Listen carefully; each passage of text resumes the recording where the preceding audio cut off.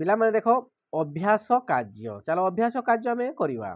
ଦେଖ ପ୍ରଶ୍ନ ନମ୍ବର 1 କ'ଣ ଦେଇଛି, ସମାନ ସମାନ ଆକୃତିକୁ ଗାର ଟାଣି ଯୋଡ଼। ସମାନ ସମାନ ଆକୃତି କୋଉଟା ଅଛି ପିଲାମାନେ ତାକୁ କ'ଣ କରିବା, ତମେ ତାହାକୁ ଗାର ଟାଣିକି ଯୋଡ଼ିବା। କେମିତି ଯୋଡ଼ିବା ଦେଖ, ପ୍ରଥମେ ଦେଖିନିଅ ପିଲାମାନେ, ଏଇଟା ଗୋଲ ଅଛି, ଗୋଲଟା ଏ ଧାରରେ କୋଉଠି ଅଛି, ଏଇଟା ଅଛି। କ'ଣ କରିବା ଆମେ, ଏଟାକୁ ଏମିତି ଗାର ଟାଣିବା, ବୁଝିଲ। ଆଉ ଏ ଧାରେ ଗୋଟେ ଦେଖିନିଅ, ଏ ଧାଡ଼ିରେ ଲାଷ୍ଟରେ ଦେଖିନିଅ, ଏଟା ଏପରି ଚିତ୍ର କୋଉଠିରେ ଅଛି, 1 ନମ୍ବରରେ ଅଛି। କ'ଣ କରିବା, ଏକୁ ଆମେ ଏମିତି ଗାର ଟାଣିବା।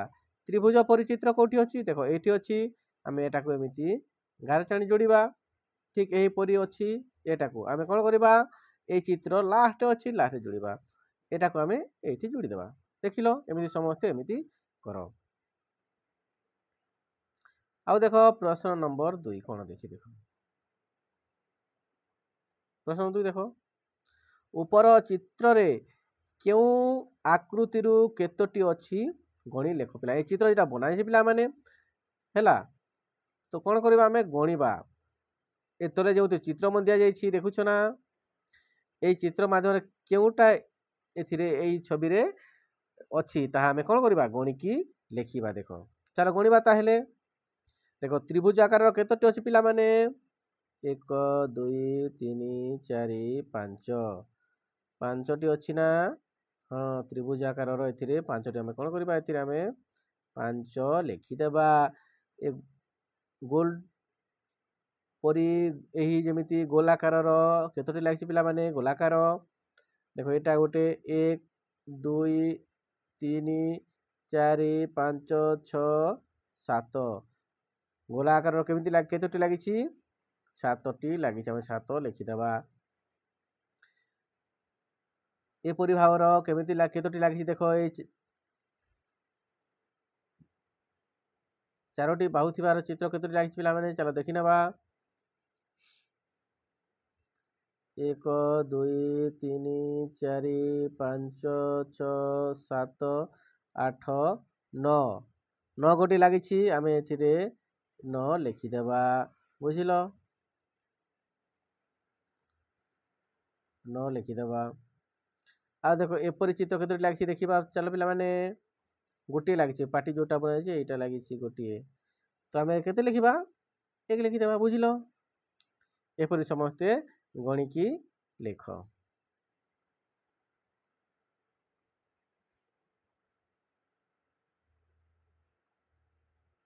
ଦେଖ ପ୍ରଶ୍ନ ନମ୍ବର 3, ଉପର ଆକୃତି ଗୁଡ଼ିକୁ ତଳେ ଥିବା ଖାଲି ଜାଗାରେ କର। এটা କେମିତି କରିବ ଦେଖ, ତ୍ରିଭୁଜ ଅଛି, 3ଟି ଏମିତି ଏଥିରେ ତିଆରି କରିବ, ଏଟାକୁ ଏମିତି ତିଆରି କରିବ, ଏହାକୁ ବି ଏମିତି ଏ ଖାଲି ଜାଗାରେ ତିଆରି କରିବାର। এই ଚିତ୍ରକୁ ବି ତୁମେ ମାନେ ଏମିତି ତିଆରି କରିବ। ଦେଖ ଏମିତି ଟିକେ ଲମ୍ବା ପରି କରିବ, ଠିକ ଅଛି। ଏମିତି ସମସ୍ତେ ଚିତ୍ର ତିଆରି କରେ ଖାଲି ଜାଗାରେ। ଆଉ ଦେଖ ପିଲାମାନେ ନମ୍ବର 4, କେଉଁ କେଉଁ ଜିନିଷ ନେଇ ତଳ ଆକୃତି ଗୁଡ଼ିକ ତିଆରି କରିପାରିବ। ଏପରି ଚିତ୍ର ଆମେ କେମିତି ଆକୃତି କରିପାରିବା ପିଲାମାନେ, ଦେଖ ଗୋଟିଏ ଆମେ ବୋତଲର ଠିପିକୁ ନେଇକି ଆମେ ରଖିକି ଏପରି ଆକୃତି ଆମେ ତିଆରି କରିପାରିବା। ଏହିପରି ଚିତ୍ର ଆମେ କେମିତି ଆଙ୍କିବା ପିଲାମାନେ, ଗୋଟିଏ ଆମେ ତ୍ରିଭୁଜ ଆକାରର ଗୋଟିଏ ବସ୍ତୁକୁ ନେଇକି ଆମେ ଏପରି ଚିତ୍ର ଆଙ୍କିବା, ରଖିଦେଇକି ଆମେ ତା ତରା ଧାରରେ ଆମେ ଯଦି পেন্সিল সাহায্যে କରିବା তাহলে ଏପରି ଚିତ୍ର ଆମେ ପାଇପାରିବା।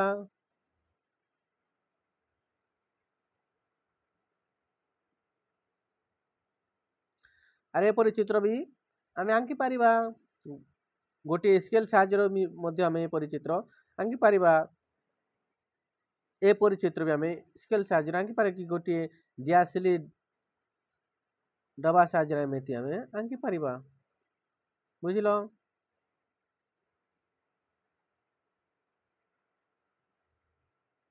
ନମ୍ବର 5 ଦେଖ, ବିଦ୍ୟାଳୟରେ ଓ ବିଦ୍ୟାଳୟ ବାହାରେ କେଉଁ କେଉଁ ଜିନିଷରେ ତଳ ଆକୃତି ଗୁଡ଼ିକ ଥିବାର ଦେଖିଛ। ପିଲାମାନେ ଏଟା ଆକୃତି ମାନେ ଦିଆଯାଇଛି ଛବି, ମାନେ ତୁମେ ବିଦ୍ୟାଳୟରେ କିମ୍ବା ବିଦ୍ୟାଳୟ ବାହାରେ କେଉଁ କେଉଁଠି ଏପରି ଛବି ଦେଖିଛ ତୁମେ ମାନେ ଏଠି ଲେଖିବ। ପିଲାମାନେ ଦେଖ ଏପରି ଆକୃତିର ଛବି ଆମେ କ'ଣ ଦେଖିଛେ ପିଲାମାନେ, ଦେଖିଛେ ଗୋଟିଏ ଆମ ଯେଉଁ ବିଦ୍ୟାଳୟ ବସେ ବି ଏମିତି ଦେଖାଯାଏ, ଏମିତି ଥାଏ ବିଦ୍ୟାଳୟ ଯେଉଁ କୋଠା ଘରଟା ଏମିତି ଥାଏ, ଏମିତି ଅବସ୍ଥାରେ ଏହିପରି ବି ଥାଏ। ବୁଝିଲ? ତୁମେ ଯେଉଁଠି ଦେଖିଲେ ସେଇଟା ଏଥିରେ ଲେଖିବ। ନମ୍ବର 6 ଦେଖ ପିଲାମାନେ, ସମାନ ଆକୃତି ଗୁଡ଼ିକୁ ଯୋଡ଼। ଏଟା ସମାନ ସମାନ କେଉଁ ଚିତ୍ର ଦେଖାଯାଏ ତାହାକୁ ତୁମେ କ'ଣ କରିବ? ଯୋଡ଼ିବ। ଦେଖ, ବୁଝିଲ? ଆମେ ଛବିଟିକୁ ଛୋଟ କରିଦେବା ଆଉ ଯୋଡ଼ିବା। ଦେଖ ଦେଖ ପିଲାମାନେ, କେଉଁଟା ସେମ୍ପରି ଦେଖାଯାଉଛି? ଦେଖ, ଏଇ ଛବି ଆଉ ଏଇ ଛବି ଦୁଇଟି ସମାନ ଅଛି। ଏଇ ଛବି ଆଉ ଏଇ ଛବି ଦୁଇଟି ସମାନ ଅଛି। ଏ ଦୁଇଟି ସମାନ ଅଛି। ଏମିତି ସମସ୍ତେ ଯୋଡ଼।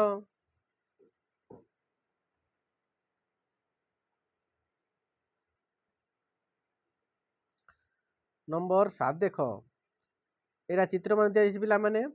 ଆକୃତି ବ୍ୟବହାର କରି ଉପରେ ଦିଆଯାଇଥିବା ଭଳି ଆଉ କେତୋଟି ଚିତ୍ର ତୁମେ ଆଙ୍କିବ। ଦେଖ, ଏଇଟା ତ୍ରିଭୁଜ, ଏହାକୁ ତୁମେ ଏଇ ଛଇମାନଙ୍କ ସାହାଯ୍ୟରେ ତୁମେ କ'ଣ କରିବ? ଚିତ୍ର ମାନେ ଆଙ୍କିବ। ଦେଖ, ଏଇଟା ଅଛି, ଦେଖ ଏମିତି ଗୋଟିଏ ଆଣିବ, ଏଇ ଚିତ୍ରକୁ ବି ଆଣିବ। ବୁଝିଲ? ଏମିତି ଗୋଟିଏ ଗୋଟିଏ କ'ଣ କରିବ? ତୁମେ ମାନେ ଏଇ ଛବିକୁ ନେଇକି ଗୋଟିଏ ଗୋଟିଏ ଚିତ୍ର ତିଆରି କରିବ। ଠିକ୍ ଅଛି ପିଲାମାନେ? ତୁମମାନଙ୍କୁ এই ପାଠଟି ପସନ୍ଦ ଲାଗିଥିଲେ ଚ୍ୟାନେଲକୁ ସବସ୍କ୍ରାଇବ୍ କରିବ ଏବଂ ଭିଡ଼ିଓଟିକୁ ଲାଇକ୍ କରିବ। Thank you.